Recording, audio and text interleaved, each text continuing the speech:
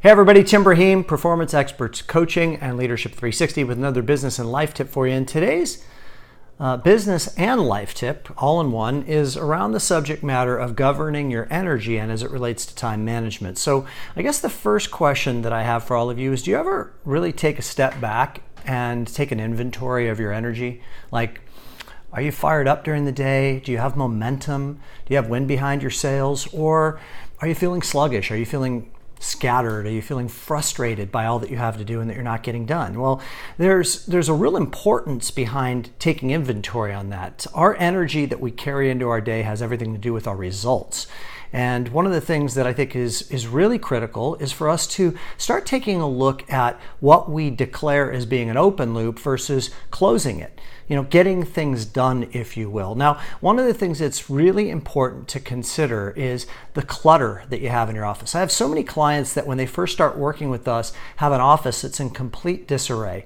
And getting that office in order so you have an aesthetic that you walk into on a daily basis that's appealing, that's organized, that settles your nervous system is really, really important. And what you find is that of these folks that have all the clutter in their office, so many of the things that they have laying around are things that they consider to be open loops that create mental confusion and anxiety, but that they could just simply declare closed. What are the magazines that you have sitting on your desk that you've intended to read? Do you really need to read them, or do they belong in the trash can? What are the books that you're halfway through that you've started a new one and haven't put that back on your bookshelf and just decided, you know what, I'm done with this book for now? And that brings up another interesting point, which is a rule that was taught to me a long time ago by my time management coach, David Allen, the best-selling author of Getting Things Done, The Art of Stress-Free Time Management. And recently at our Nashville Masters Retreat, we had a woman by the name of Leslie Boyer come in, and she worked under David for 12 years as his primary trainer. And one of the things that Leslie reminded all of us of is the 2-minute rule. So what is the 2-minute rule? The 2-minute rule simply states this. You ask yourself the question anytime that you have a to-do. It could be a phone call, it could be an email that you need to respond to, it could be an article that you need to read. Can it be done in 2 minutes or less? If the answer is yes, then do it right now and close that loop and get that clutter off your plate. A final tip as it relates to this that I think is really, really important, so you don't have things lingering around and then feeling defeated at the end of the day, is to keep track of your to-dos in some type of an organized way every single day. So you should be starting your day with a plan.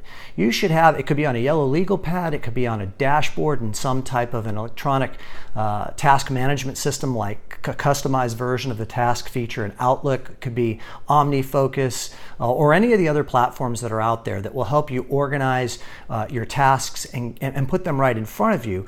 The question is, at the end of the day, are you looking down at a list of things that shows your accomplishments? And this is a very important mental piece to the subject matter of time management and your energy.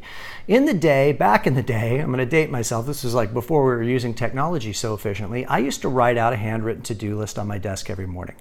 And as I would complete things throughout the day, I would draw a line through them and cross them off. And there was something really gratifying about that experience. So at the end of the day, I could look down at that to-do list of things that I had done that day and really relish in that, really feel a sense of accomplishment that I got it done. Now, when you're keeping a list like this up here in your head, the mental focus will typically trend towards what you didn't get done at the end of the day. So what we have is a defeated experience versus one of accomplishment. And that has a real huge impact on our energy that we take home to our family. It has a huge impact on the way we feel about ourselves. And it has an enormous impact on the energy that we carry into the ensuing days that there follow. So have some type of a list each and every day where you can mark things off the list and know by looking at it at the end of the day, I got a lot done. And that gives you some momentum, some wind behind your sails to start off next day on a good note. I hope that you found this tip to be helpful and useful to you. We'll be back at you next week with another one. In the meantime, have a great week.